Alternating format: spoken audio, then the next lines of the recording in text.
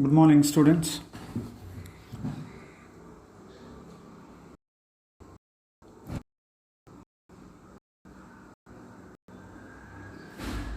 So before I continue my today's,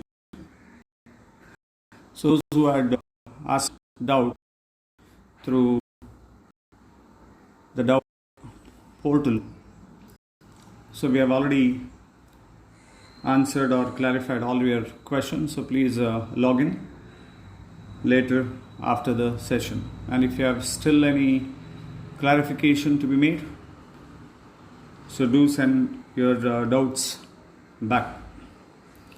So very quick recap of what I had explained yesterday. So I started yesterday with when the source, any celestial will be blue shift, and whenever the celestial bodies moves away from it, there will be sources based on the phase difference. There is source phase difference, or which emits waves which are in phase, is called as coherent sources. Two real sources, they cannot act as coherent sources because they are independent of each other, and the waves emitted by them, they do not maintain any constant phase, because that's very, very essential condition for the formation of the fringes on the screen. Then I had explained the principle of superposition of the waves. So interference is based on the principle of superposition of the waves, and that basically the waves either interfere constructively or destructively. Constructive interference will give you the maximum amplitude, maximum intensity, or bright fringes in the case of light, and in the case of destructive interference, we get minimum amplitude, minimum intensity, and we get dark fringes.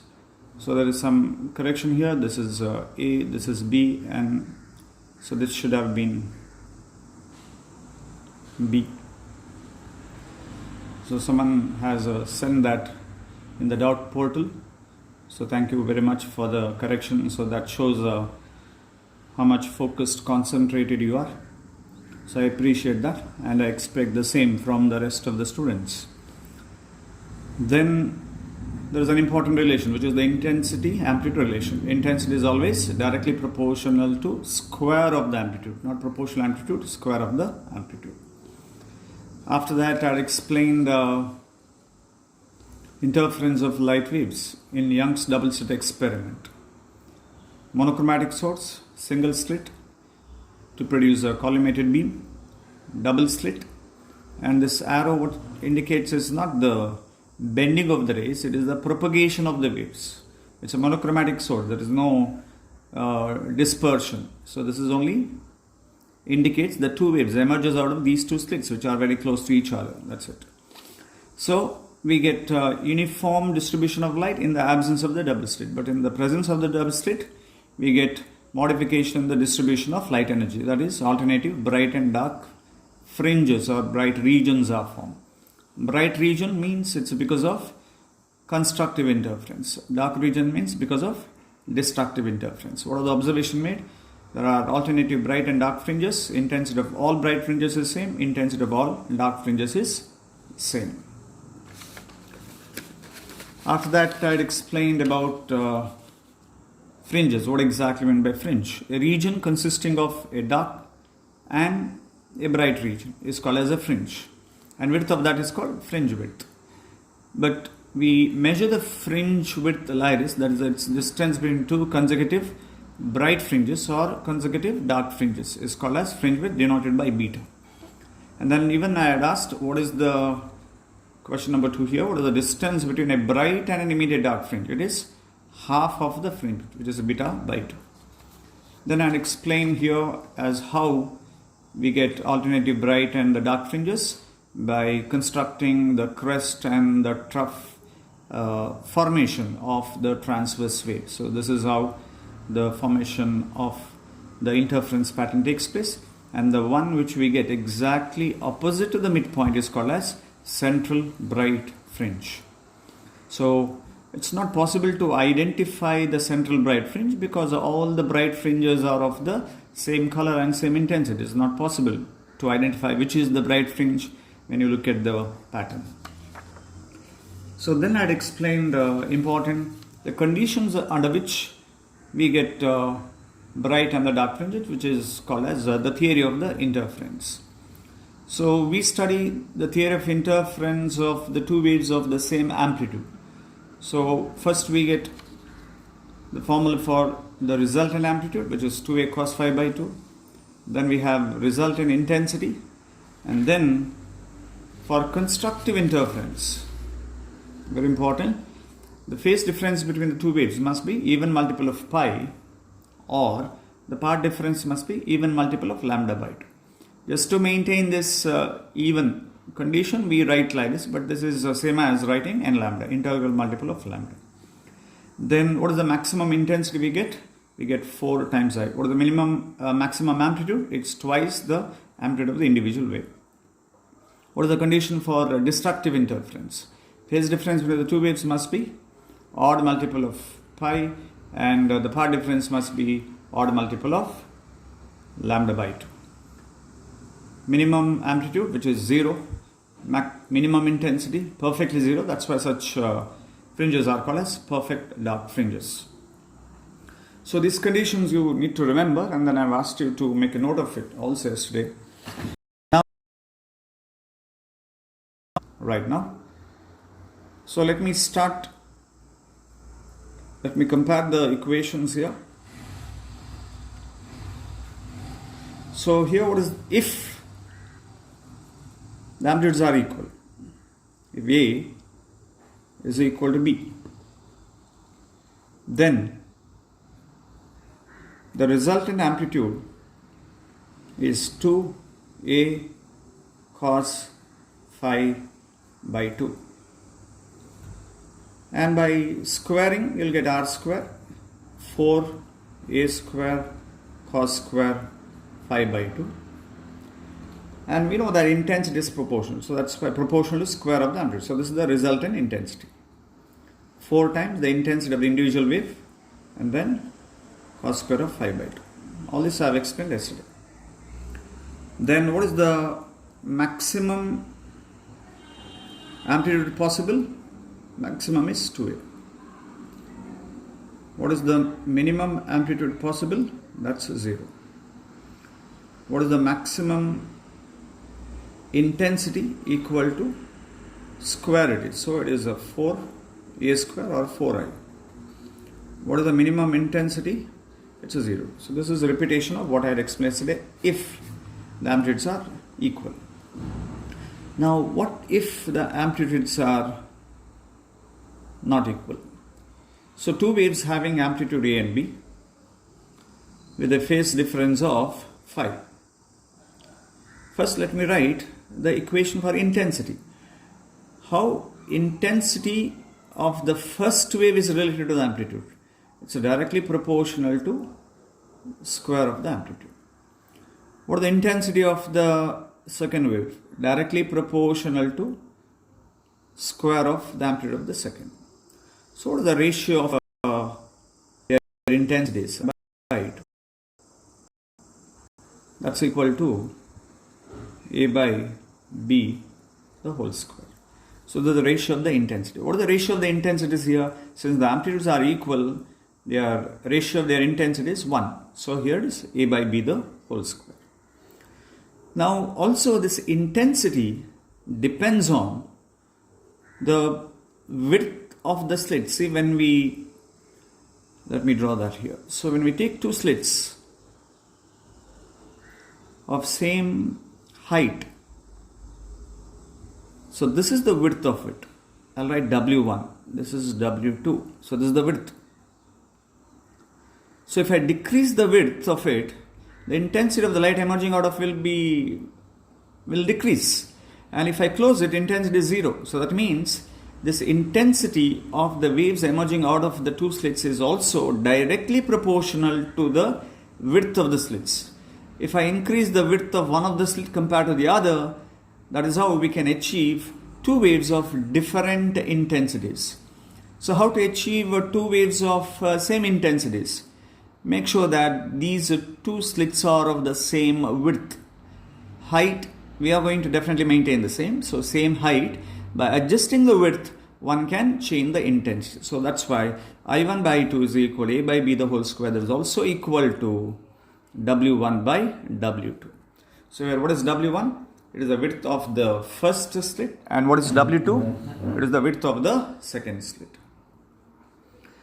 Now coming back to the resultant amplitude. So what is the resultant amplitude? So we know that A and B are vectors and phi is the phase difference between them. And we have already learnt in vectors that when there are two vectors having magnitude P and Q, and if theta is the angle between them, then the resultant is given by, so can you tell me the formula? It's a root of P square plus 2P plus theta. So here the root of A square plus 2AB cos phi. So this is the formula for resultant amplitude. I will square it. The purpose of squaring it is to write the relation between the intensity and the amplitude. So square. So R square is equal to A square plus B square plus 2AB cos phi. So how to write this in terms of intensity? IR is R square. Proportionality is that will get cancelled on either side. That's equal to what to replace here. So intensity of the first wave, which is I1, is proportional A square plus intensity of the second proportional to B square plus 2. Now what to write for A and B? I1 is proportional A square. So A is proportional to root of I1. B is proportional root of I2. So therefore, it's a root of I1 and I2 cos phi. So this is the equation using which you can find the resultant intensity when two waves of different intensities interfere having a phase difference of phi. Now let us find the maximum here, R max and R minimum. So again we already know the value of it. So R max. So what is the maximum resultant when two vectors are taken? It's a plus B. What is the minimum resultant possible? A minus B or B minus A, whichever is greater. So this is the maximum amplitude possible and this is the minimum amplitude possible. So here the minimum amplitude is 0, because of which the intensity is 0. Here minimum amplitude is not 0. So which means the corresponding intensity is also not 0. So what I'm trying to tell you here is, here we get a dark fringe which is perfectly dark. Due to maximum amplitude we get bright region, very bright region, and due to minimum amplitude we get lesser bright region. It's not perfectly dark, and that lesser bright we call it as a dark fringe. So hope you understood the difference between minimum intensity or minimum amplitude and minimum amplitude in these two cases. Now what is maximum intensity? Maximum intensity is proportional to square of maximum amplitude. So proportion A plus B. Minimum intensity minimum is equal to A minus B the whole square. So ratio of maximum to minimum intensity, I max by I minimum. So I max to I minimum is nothing but the ratio of this. Since the power is common, I can write like this. It's A plus B by A minus B the whole square. It is also equal to, you can even write this in terms of the intensity, that's equal to. So what I have to write for A and B? In the place of A, I can write root of I1 plus root of I2 by root of I1 minus root I2, and there is still power, which is the square. So this is how one can find the ratio of the maximum to minimum intensity. So this is what the equations which you need to remember when two waves are of different intensities are used.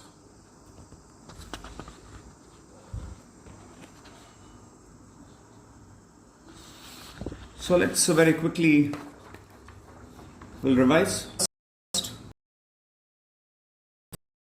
Difference is the phase difference between the two waves must be odd multiple of pi, or the path difference must be odd multiple of lambda by 2. And that you have already made a note of it. And now time to make a note of these points. First, incident waves are of different incident waves of amplitude A and B by 2, that's equal to A by B the whole square. And in terms of the width, that is also equal to W1 by W2. So this is one of the equation which you have to make note of it. Then amplitude of the resultant wave. The amplitude of the resultant wave is R is equal to root of A square plus B square plus 2AB cos phi. What about the resultant intensity? IR is equal to, we have to square it. So R square is replaced by IR here, and A square means it's I1 plus I2 plus 2. Then what is the maximum amplitude possible? R max, it's A plus B. Minimum A plus B, or, and then what is the ratio? By I minimum, that's equal to A plus B by A minus B the whole square. So I'll give you a few minutes to make a note of these points. These are important equations from all exam point of view. Please write.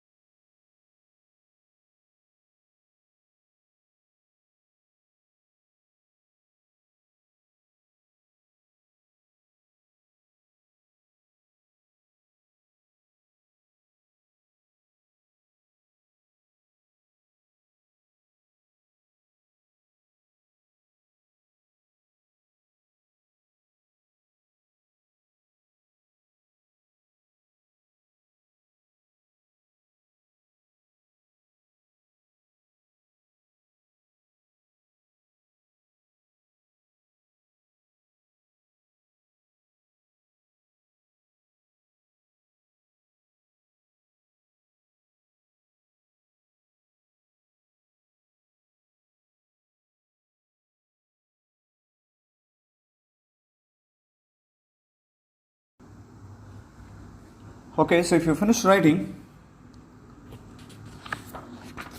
to understand this problem better, so I have two questions for you. So let's try these questions.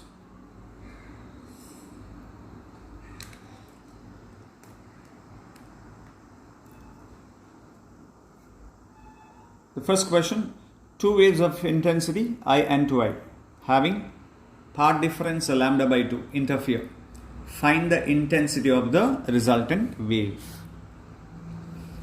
So as you can see, the two waves are of different intensity, I and 2I. So first,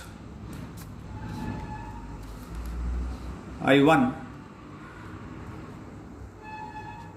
is I. What is I2? I2 is 2I. What else we need to find the resultant intensity? The phase difference. But here, the path difference is given, which is lambda by 2. So how to find the phase difference? We know the path difference. Phase difference is equal to 2 pi by lambda into the path, which is the delta, that's lambda by 2. So this is what the actual equation, which is 2 pi by lambda into lambda by 8. So this lambda will get cancelled and you will get pi by 4 is the phase difference. So what is the general formula to find the resultant intensity? So IR is equal to I1 plus I2 plus 2 root I1 I2 cos phi. So time to replace the values. I1 is I, I2 is 2I plus 2 root of I into 2I, that's 2I square into cos pi by 4. So here we have 3I plus 2 root of I square is I, and into what is cos pi by 4? Pi by 4 cos 45, which is 1 by root. So this root 2 will get cancelled and we'll get 3I plus 2I. So we get 5I is the answer. So hope you understood the application of such equation as how to find the resultant intensity when two waves of different intensities are given. Okay. So let's try one more question based on the other equations that we have written it. So the question is, ratio of the width of the slits in an experimental setup is a 9:4. So what is given is the ratio of the width W1 by W2 is given, which is 9:4. Find the ratio of the amplitudes of the incident waves. So first we have to find A by B. So we know that ratio of the intensity I1 by I2 is equal to A by B the whole square. That is also equal to W1 by W2. That already given. So what is A by B from this? A by B is nothing but root of W1 by W2. Root of W1 by W2. So that's the root of W1 by W2 is a 9:4. So the ratio of the amplitude. So this is the first option. The ratio of the amplitude is a 3:2. Next, intensity of the incident waves. So how to find the ratio of the intensity of the incident waves? That's I1 by I2 is equal to A by B the whole square, which is same as the W1 by W2. Correct? So which is nothing but 9:4 is the ratio of the intensity of the incident waves. Next.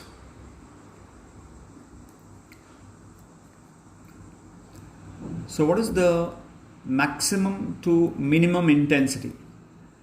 So it's I max by I minimum is equal to A plus B by A minus B the whole square. So one way of calculating is this. Straight away you can replace, even though A by B is a 3:2, you can replace A as a 3, B as a 2. Even though it's mathematically not correct, because what is given is the ratio, but still you can write, you will get the same answer. You can see A plus B, that's 3 and 2, 3 plus 2 here. You get 5 by 3 minus 2, difference, you will get 1 and the square of it. So answer is 25:1. But the actual way of substituting is this. You divide A by B, so you'll get A by B plus 1 by A by B minus 1 the whole square. So now if you substitute the ratio of A by B, again you'll end up with the same answer, which is A by B is 3/2 plus 1 divided by 3 minus 2, 3/2 minus 1 the whole square. So here you'll get 5/2, here you'll get 1/2 the whole square, which is same as 25:1 only. So these kind of questions are possible, especially for the competitive examination, or even 1 mark easier questions may be asked for the board examination. So if you have understood the type of question which is possible, So you can make note of these two questions and the explanation. So first copy the first part of it.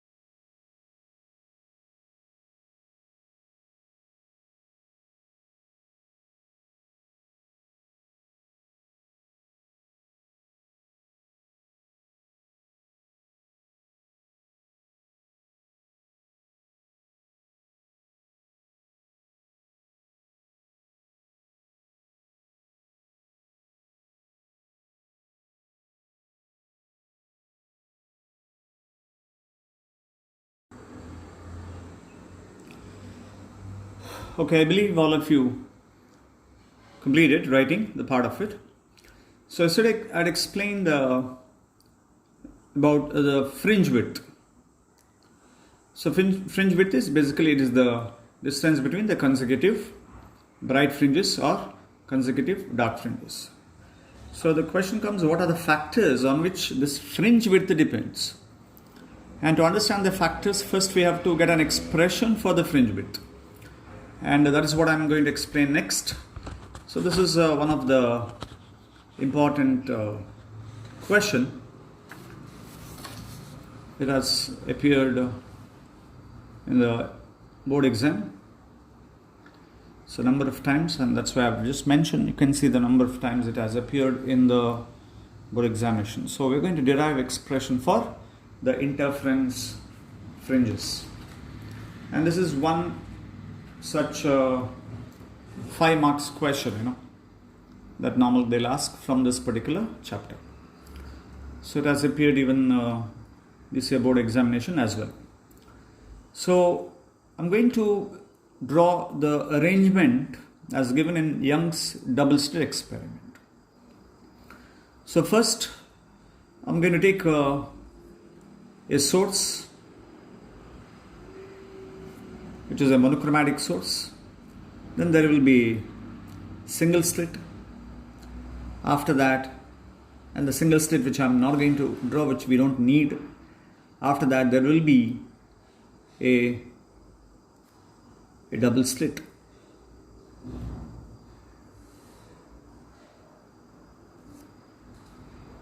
So this is a double slit.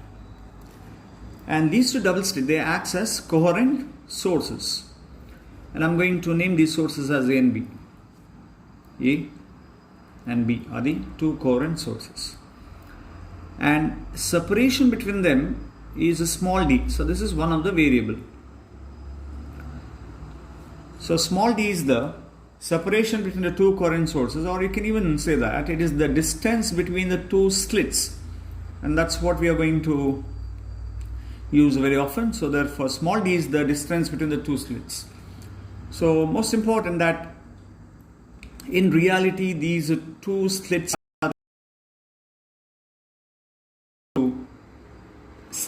are then, and this is a monochromatic source. So from the source, the wave, they fall on these two slits, and two sets of waves emerges out of the two slits. They interfere constructively as well as destructively, and then they form interference fringes on the screen. So this is the screen, which is at a distance d, capital D. So we have two d here, one is small and the other is capital. What is small d? Distance between the two slits. What is capital D? Distance between the slits and the screen. This d is of the order of meter. So this is very large. So even while solving the problem, you can guess, which is that data, whether it's given a small d or a capital D.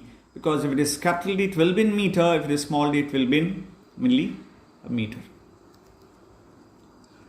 Now, I'm going to take the midpoint of the slit here. This is the midpoint between the two slits, midpoint joining the two slits.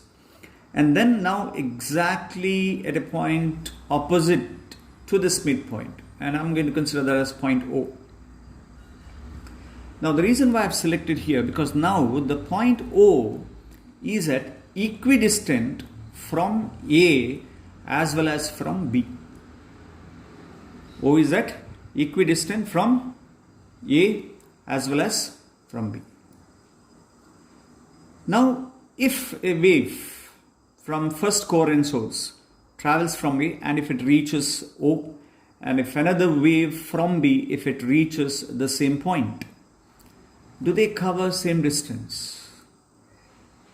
Yes, because this distance A to O and B to O is same.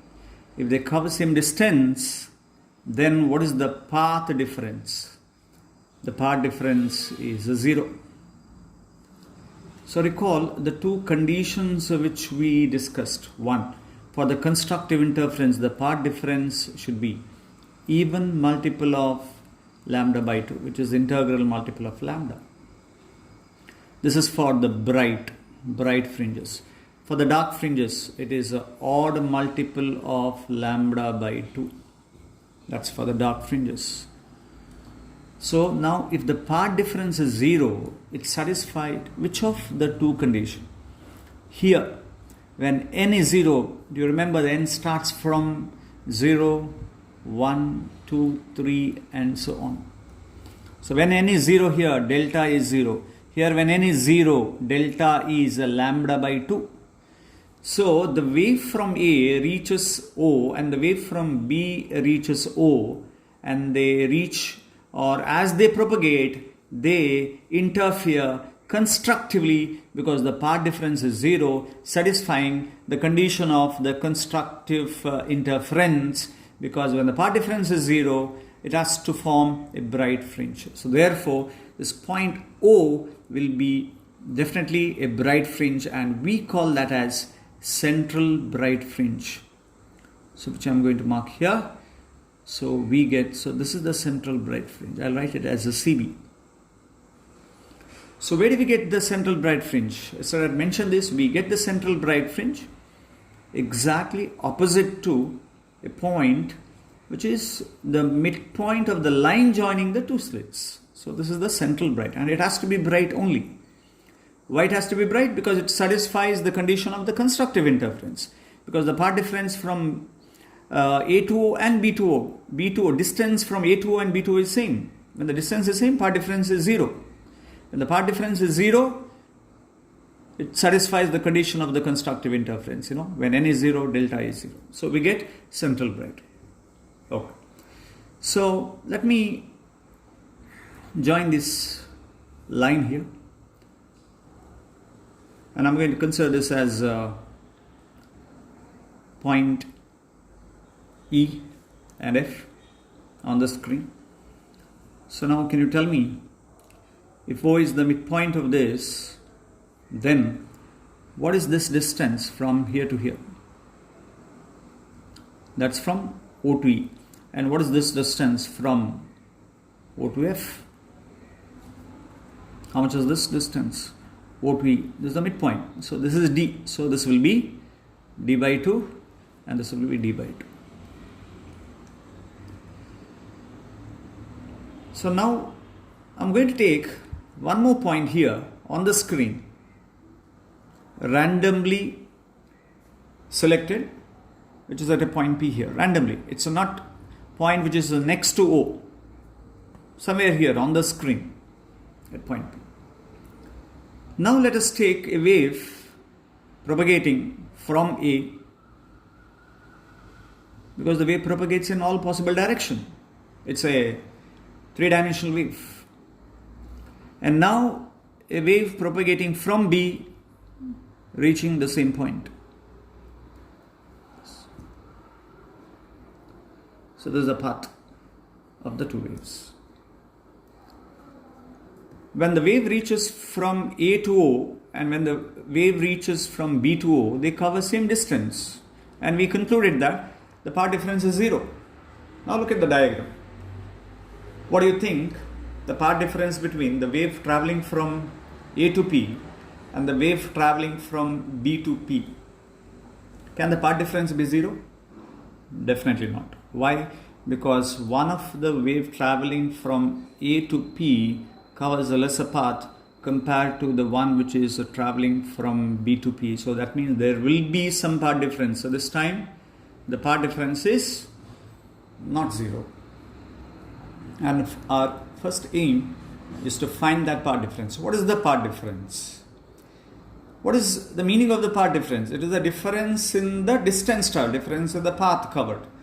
So from the diagram, delta is equal to BP, that is the distance traveled by the wave from B or from the second coherent sources, minus AP. So this will give path difference. BP minus AP will give you the path difference. So we are going to first find now the BP and the AP from this. Now let this distance which I have taken, P, be at a distance x from the central point. So what is x? Distance of the point P, the point which is taken on the screen, from the point O. Here we have a right angle triangle, and I can apply the Pythagoras theorem and I can find the value of this. So first I'm going to take the triangle APE. I'm going to write here the triangle APE. Applies the Pythagoras theorem. AP square is equal to AE square. This is square. But what is that AE square? AE square is nothing but D square plus P square. Check the diagram and can you tell me what is the value of this PE? This P is nothing but x minus D by 2 the whole square. It is x minus D by 2 the whole square. So that gives the value of AP square. So next I'm going to take this triangle BPF. Triangle BPF. From this again apply the Pythagoras theorem. So BP square it is. BP square is equal to BF square, which is nothing but D square here, plus What is PF? Look at the diagram. What is the PF? From here till here. That is nothing but x plus d by 2 the whole square. I hope all the steps which I have explained so far is very clear. So very quickly I am going to revise this portion before I continue. First, there are two coherent sources A and B separated by distance d. Distance d also can be called as distance between the two slits. At a certain distance, capital D, there is a screen. Small d is in millimeter, capital D is in meter. And we have a point O, which is exactly opposite to the midpoint of the line joining the two slits, where we get always central bright. Why do we get central bright? Because the wave from A to O and B to O, they cover same path, thereby we get path difference. And when the path difference is 0, it satisfies the condition of the constructive interference. That's why point O is always bright, and we call that as central bright. Then I have taken 2 points, E and F, for mathematical purpose here. And then I have selected a point P randomly on the screen P here, which is at a distance x from the central bright. Therefore, x is the distance of that point P from the central bright. Capital D is the distance between the slits on the screen, small d is the distance between the two slits. Now, when the wave travels from A to P and B to P, there will be some path difference because this covers a lesser distance. How to find that path difference? BP minus AP. And that's what we have found with the help of the Pythagoras theorem. Okay. So now I'm going to find this path difference, I'm going to subtract this. So it's BP square minus AP square. What is BP square minus AP square? When you subtract this, D square minus D square will cancel. And what you get here is this. It's x plus D by 2 the whole square minus x minus D by 2 the whole square. Now that's equal to. Let me write that, since there is a shortage of space, let me write this here. This BP square minus AP square is nothing but, it's of the format A square minus B square. So I will write BP plus AP into BP minus AP. Correct? That's equal to, now this is of the format A plus B the whole square minus A minus B the whole square. What is that? A plus B the whole square minus A minus B the whole square. That's equal to 4AB. So you know that's very high school mathematics. Now 4AB. So that's 4 into, what is A? X into, what is B? D by 2. So what are you going to get from this? You'll get 2xt. 2xd, small d it is. And look at this term here we have. So this is what we wanted. What is this BP? So here we are going to do some approximation, because this entire wave optics itself is based on the approximation. The reason for that is because we are dealing with the length which is of the order of nanometer angstrom. So when I say path difference, this path difference is very small. So that's why some approximation is required, without which it's not possible to complete. So what is the approximation for which we have to refer our diagram back? So refer this. So as I've already told you, A and B are very close to each other. These 2 points are very close. When these are very close to each other, this part, this A to P, this AP is approximated as AE. AP is approximated as AE. But what is AE? Approximation equal to, that's equal to D. So that is what I'm going to write here. 2xd by this AP is approximated to D, capital D. Similarly, what is the BP here? BP is also approximated as BF, which is also again approximately equal to D here. So this entire term is approximated BP plus AP, because as I've told you, these 2 points are very close to each other, and when they are very close to each other, this portion of the approximated to T. Alright, so what do we get based on this now? So here we have 2xd by d plus d, which is a 2d. This 2 will get cancelled. So here we are with the equation for part difference. So what is the formula for part difference? So formula for part difference, delta is equal to x d by d. Now this is not the end of the derivation, we are just at the beginning of the derivation. We have to complete a lot more. What we have found?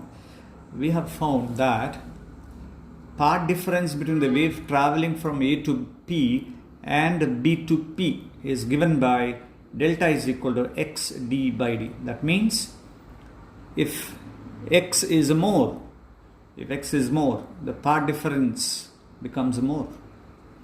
If x is more, the part difference is more. If d is more, the separation between the two slits is more, then the part difference is more.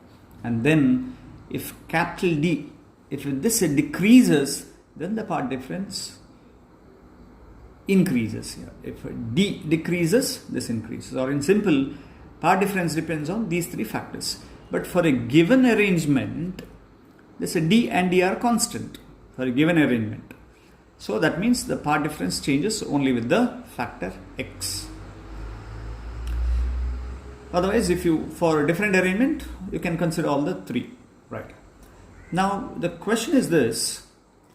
Our aim is to derive the expression for the fringe width, and we have found the part difference. The point is this. See, I told you, point O is always a bright, and we call that a central bright. So the question is, what is the nature of the fringe here? Whether it is bright or it is dark. Because I've told you point P is a randomly selected point. It's not the point which is next to O. If it is exactly immediately next to O, we can predict that, because next to bright we get a dark. But I have taken at a certain distance one point randomly on the screen. So we can't predict, whether point P is a bright or a dark. So it may be bright or it can be even dark. That depends on what condition do they satisfy. We have general condition for the part difference here. Here it is, delta. If this part difference satisfies the first condition, n lambda, if I equate this delta with n lambda, then we can say that the point P is definitely a bright one. And if this delta is equal to 2n plus 1 lambda by 2, if this part difference satisfies the second condition, then the point P becomes a dark fringe. So therefore, let us take both the cases and then we'll try to analyze. So first I'm going to assume that the point P is a bright fringe, or it's a bright region. If it is bright region, what I have to equate with this delta? I have to equate delta to be equal to n lambda, because I have assumed that point P is a bright region or it is a bright fringe. So with that assumption, let's continue. So I have to equate. Now x d by d is equal to n lambda, or I'm going to arrange for x. X is equal to d by d n lambda. Now this is one of the important equation which you have to remember. Since I've used here n, now what does this n stands for? N stands for the order of the fringes, and this is what I've derived is for the bright fringe. So since it is of the order n, instead of writing x, I will write xn. Now what is this xn stands for? X stands for distance of the fringe from the central fringe. But here I have assumed this is to be bright. So therefore now this xn stands for distance of nth bright fringe from the central bright fringe. Let me repeat. Xn stands for distance of nth bright. Any n. It can be the first bright, second bright, we don't know. Nth bright fringe from the central bright fringe. So let me mark that here. So this refers to the central bright. And here we have that point P, and this I have taken it as xn. And that xn is here. What does xn stands for? Distance of nth bright from the central bright. And this is that reference point P. What is capital D? Distance between the slits and the screen. What is small d? Distance between the two slits. What is lambda? Wavelength of monochromatic light. See, suppose if this is the nth bright. This is nth bright. So what is the fringe next to the nth bright? It has to be a dark fringe. What is the next fringe next to dark? So here we have another bright. If this is a nth bright, the next one will be n plus 1 bright. Correct? This is the nth bright. Next to that we have dark actually. And then we have n plus 1 bright. And I can write the distance for it. What is this distance equal to? This is equal to x n plus 1. And you can write the equation. What? It's n plus 1. This is xn plus 1 is equal to d by d. What to write in the place of n, I have to write n plus 1 lambda. So this is the distance of nth bright from the central bright. This is the distance of n plus 1th bright from the central bright. So hope you understood the logic now as how we have to find the fringe width. This is one of the bright. This is the next immediate bright. And how do we measure the fringe width? It is the distance to fringes is called as the fringe width, which is greater here. So definitely xn plus 1 is greater. Minus xn will give you now the fringe width. So let's replace. So here we have xn plus 1. In xn plus 1 we have two terms here. So I'm going to write two terms. First term is this d by d n lambda. D by d n lambda. That's the first term. Plus d by d lambda.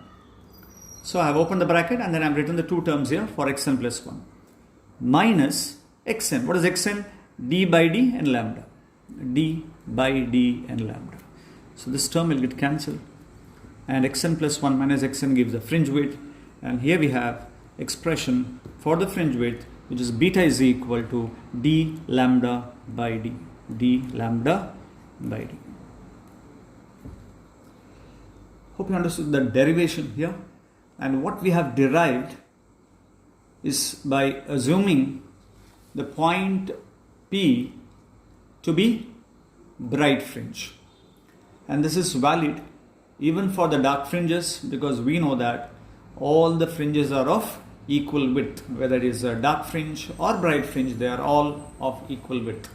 But the only difference is somewhere here we have to modify the condition. What is the condition that is to be modified? Say here I equated xd by d is equal to n lambda with the assumption that the point P is bright. If point P is dark, then what we have to write? We have to write xd by d.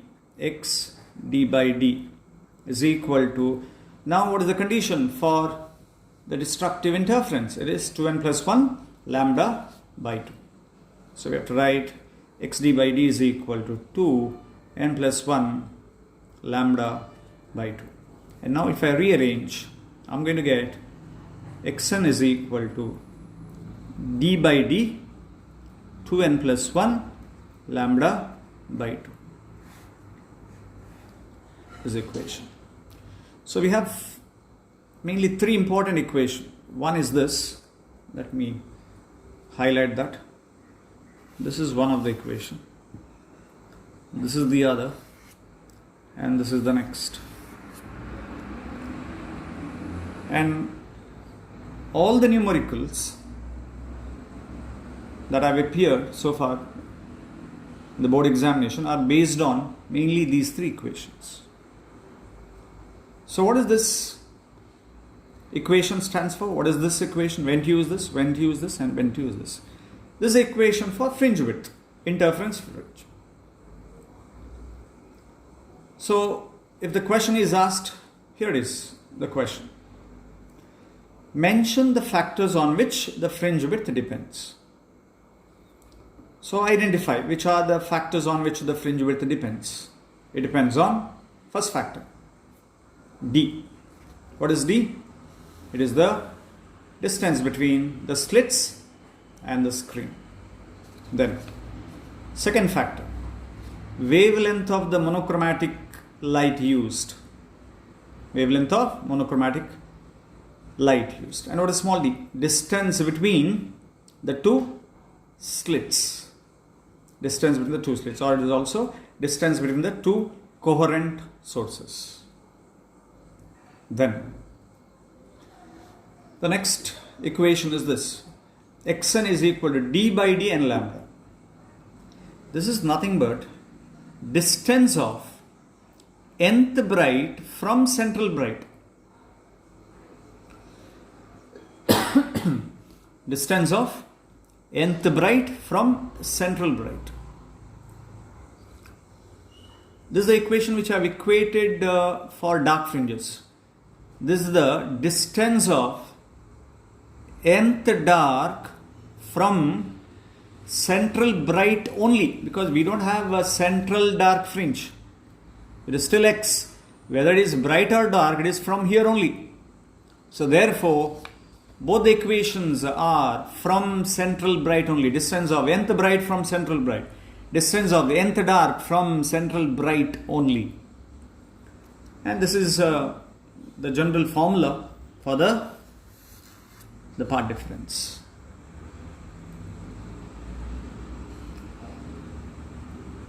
So, hope you have understood the derivation part. Bit mathematics here, but not difficult, very easy. Repeatedly asked question for 5 marks, and revise. You will understand. If you have again some doubt, you are always welcome to post your doubts. So now it's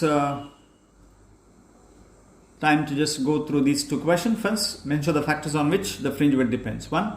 Distance between the slits and the screen, wavelength of light, and distance between the two slits. And then the next question is, mention the methods by which the fringe width can be increased. Tell me what are the 3 ways by which one can increase the fringe width. Since the two terms are in the numerator, by increasing the distance between the slits and the screen, one can increase the fringe width. By using a light having higher wavelength. By using a light of higher wavelength, one can increase the fringe width. And the other, by decreasing the distance between the two slits, one can increase the fringe width. That means lesser the distance, greater is the fringe width. So that's why these two sources are very close to each other, so that we can get to see the fringes very clearly. So this is the 3 factors by which one can increase the fringe width. Right. Then there are a few other points which I want to mention, and before we make a note of it, I'll just give you the summary chart so that you can make a note of all these equations.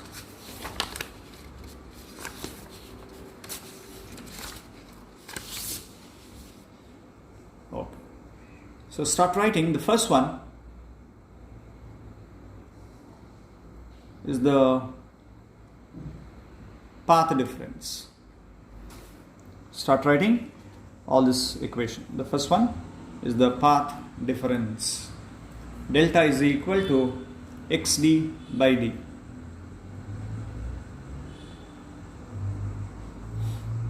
Path difference, delta is equal to xd. So that is in general for any fringes you can use this. Where what is x? X is the distance between the fringe and the central bright fringe. Distance between any. X is the distance between any fringe and CB, central bright. Small d is the distance between the slits. Capital D is the distance between the slits and the screen. After that, very important equation, which is fringe width, which is beta is equal to d lambda by d. Okay. The next one is distance of nth bright fringe from the central bright fringe, which I have already given. Xn is equal to d by d n lambda. I had already given here, so this one. Xn is equal to d by d n lambda. But if you refer this here, what is a d? Xn is equal to n into d lambda by d, which is n beta. Then, now we have the values of n, right?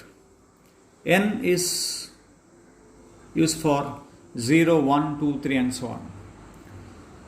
When I use n is 0, it is for the central bright. When I say n0, it is for central bright. N is 1 for first bright. N is a 2 for second bright. N is a 3 for the third bright and so on. Now that is the significance of the values of n. So n starts from 0, 1, 2, 3, 4. And n is 0 means we are referring central bright. N is 1 means for the first bright. N is second means second bright, third bright and so on. That is the value of xn. For example, if I take this as a central bright and this is the first bright. So what is the distance from central 1 beta. Let me take this is the second bright. Then what is the distance from here till here? This is beta, this is beta, this is 2 beta. So for the second bright, n is 2, so we'll get 2 beta. So this is the significance of this number. And do remember, instead of writing xn is equal to n d lambda by d, you can very easily remember n beta. But do remember what is beta is. So beta is a d lambda by d. That is one. The next, which is very important, hope you finished writing. Please write if you have not finished writing.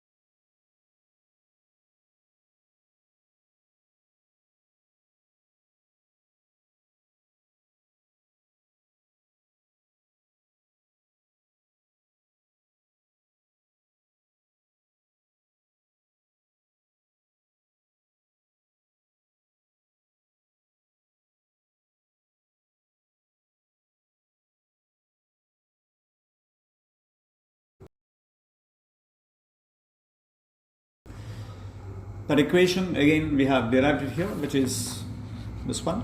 Xn is equal to d by d2n plus 1 lambda by 2. And again, as you see here, beta by 2. So that is what the equation written here. So distance of the nth dark fringe from the central fringe is 2n plus 1 by 2 into d lambda by d, which is 2n plus 1 beta by 2 or 2n plus 1 by 2 beta. So one of the important points which you have to remember here is this. See, when we write n0 here in the previous equation, we have central bright. N0 stands for central bright. But since there is no central dark fringe, when n is 0,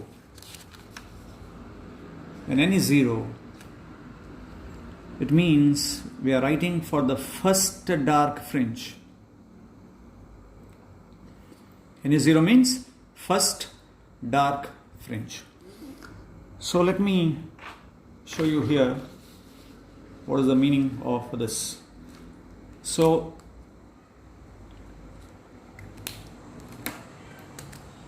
this refers to, let's take central bright. Next to central bright, what we have is the first dark. Then we have first bright. On either side, remember, on either side we have that pattern. So central bright, then comes the first dark, then first bright, then second dark, then second bright, then third dark. So therefore, in simple, the dark fringe comes first in order, then the bright. See, first dark comes and then the first bright. Now from here to here, what is the distance? Central bright to the first bright. It is beta. What is the distance between the central bright and the first dark? How much is this? It is beta by 2. It's beta by 2. So distance between the central bright and the first dark is beta by 2. And that is very evident from this particular formula. Look at this equation. For first dark, n is 0. So substitute n 0. What do you get when n is 0 here? We'll get beta by 2, and that's what I've explained in this particular diagram here. Distance between the central bright and the first dark is beta by 2. So what you have to remember is, in the case of bright, the order of the fringe and the number, value n, are same. For example, for third bright, n is 3. Fifth bright, n is 5. 10th bright, n is 10. No change. But when it comes to the dark fringes, because of the absence of central dark, there's no central dark as such.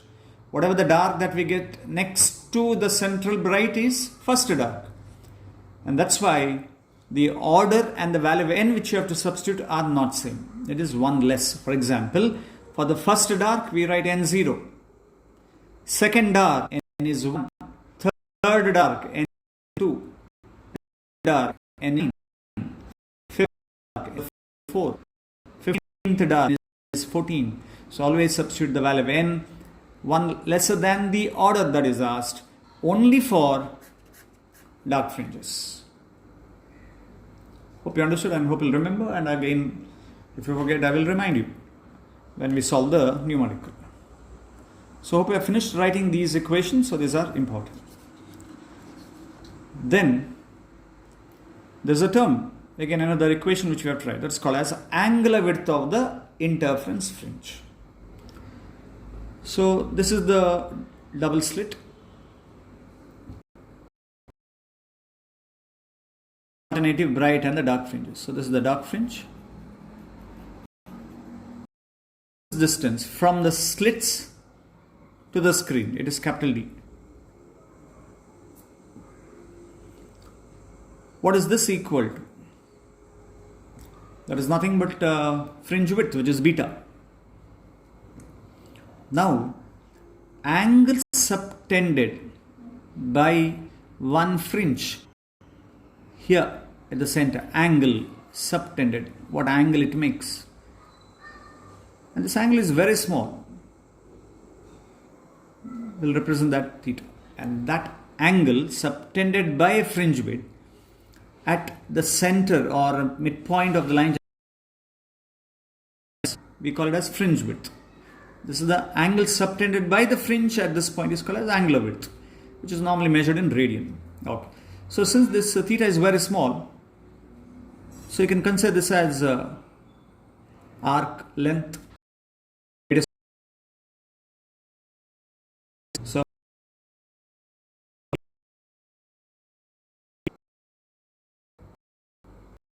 So here we have S is equal to, this is S, arc length, S is equal to R theta.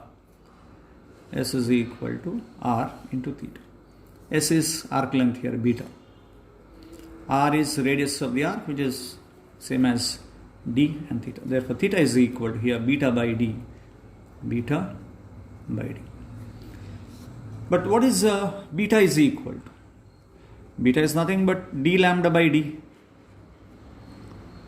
So what is the beta by D? Beta by D is nothing but lambda by small d. Point, that is angular width is independent of capital D. Remember, even though it's there in the equation, but it's there in the beta also, so they get cancelled. D which is here and D which is here. So that's why angular width depends only on two factors. One is wavelength of the light waves and the other is the distance between the two slits. So this is another formula. So please make a note of it. Angular width of the interference pattern.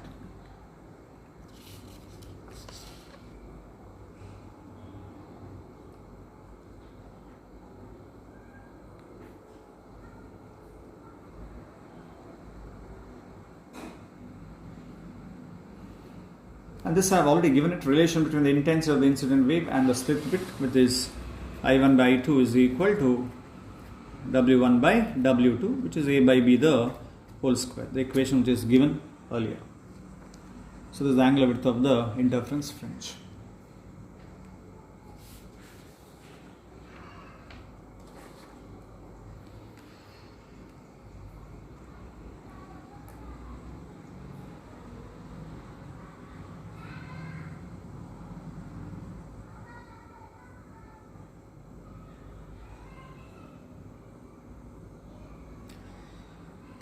Okay, so if you have finished writing, the interference pattern. Steady means constant interference pattern on the screen. The condition number one is the two sources must be coherent. Only if they are coherent sources, then whatever the pattern on the screen will remain steady or fixed, because whatever the interfering waves, they maintain that same phase difference.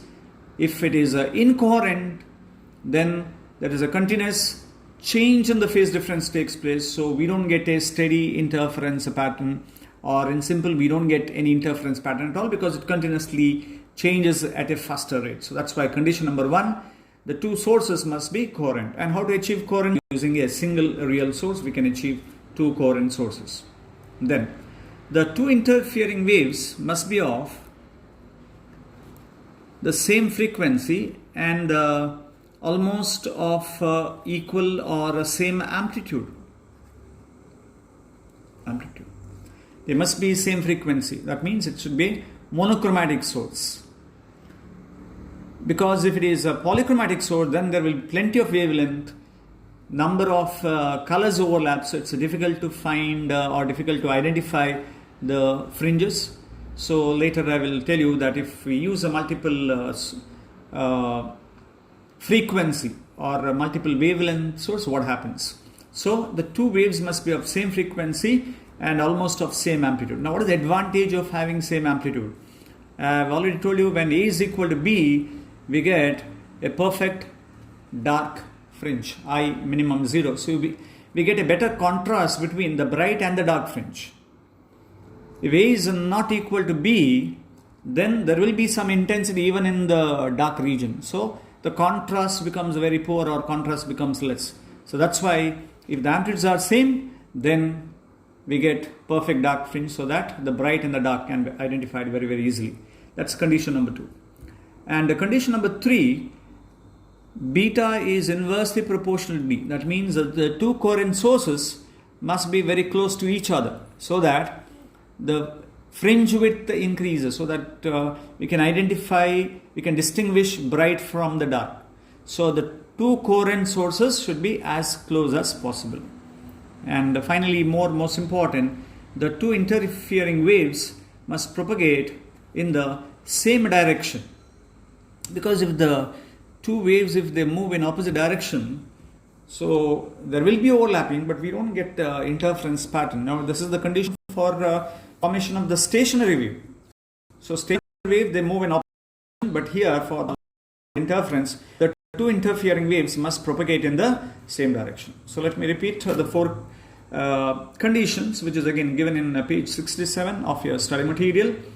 So for sustained interference pattern, the two sources of light must be coherent. That is, they must vibrate in same phase or with a constant phase difference. Condition number 2, the interfering waves must have same frequency and nearly equal amplitude.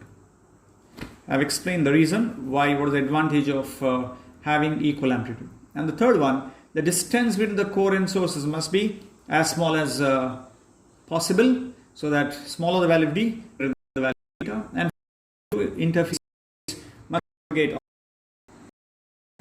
Number 1. When yellow light is replaced by blue light, how does the fringe width changes?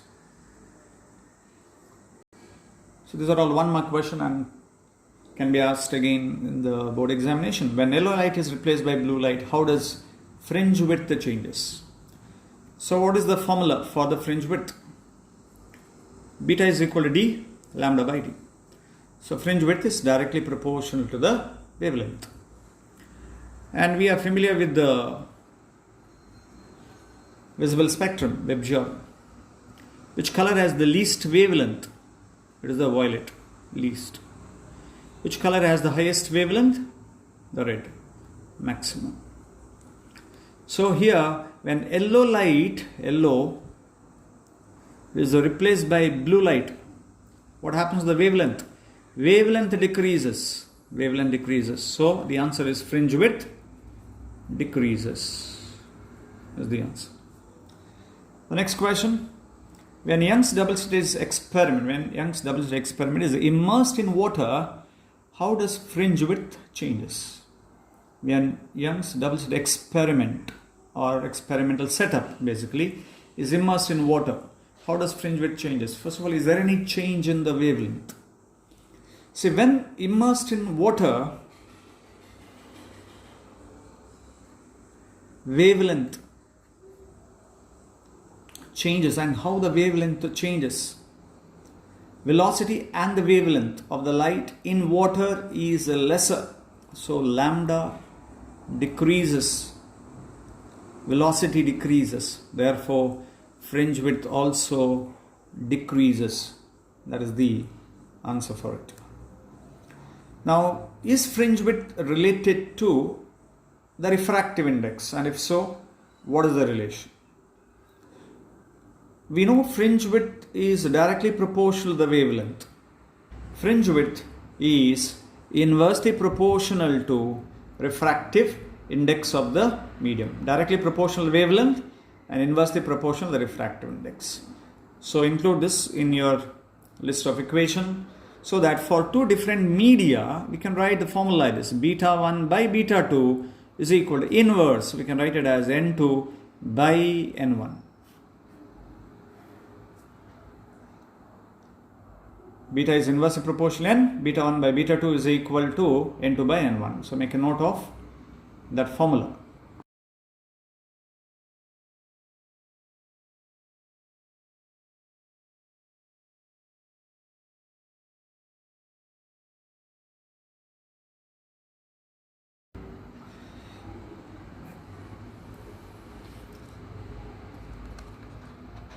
So this is AEC level 1 question number 7, AEC level 1 material which you have already provided. So refer that material. In that I'm going to attempt one of the question given, which is question number 7. So go through the question, so read yourself and then try to find an answer for it.